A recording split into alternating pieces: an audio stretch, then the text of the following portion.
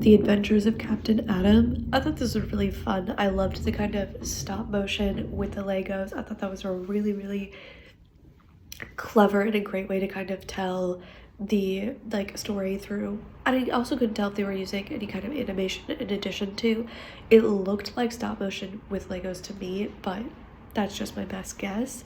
I also thought it was really interesting to kind of drop into a story at like the climax of a fight and figuring out who's on what side, what the sides kind of are, what everybody's goal is, especially when you're coming in at what seemingly is the very end of this long battle and kind of learning things on the fly and then getting to see the culmination of it. I thought was a really interesting way to tell a story that kind of drops you right into the middle of it, but that's also where all the action is, which is always fun for the audience.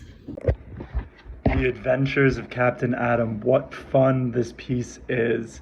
The Lego stylings are so well executed, and what I particularly loved as someone who grew up on Legos is actually recognizing and being familiar with some of the character usages that I'm seeing, particularly in the Professor. I know which Lego set that is from.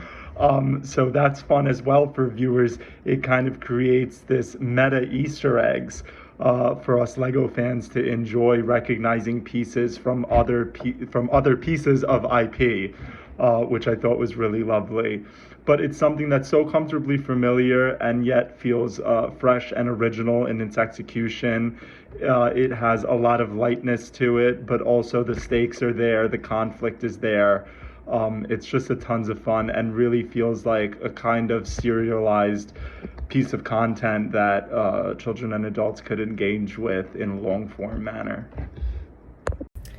This film, The Adventures of Captain Atom, is such a classic superhero film with maybe a little Star Wars and Star Trek vibes added as well. And I absolutely loved that they did it with Legos and Lego animation and maybe hopefully stop motion. It's very obviously a physical animation process, and I think that is really cool and so important to keep doing. And I loved the effects and the micro movements that they were able to capture with the Legos. I think that was such a big attention to detail, and it really helped making the film. And I think it's so clear that they had a very distinct vision for this film, and there were so many small details that make it so much fun to watch, and it's a very impressive film to have been made. The Adventures of Captain Atom. I didn't go to the cinema to watch the Lego movie as a choice. It's really not my thing. So I was dreading watching these 10 minutes of Lego moving.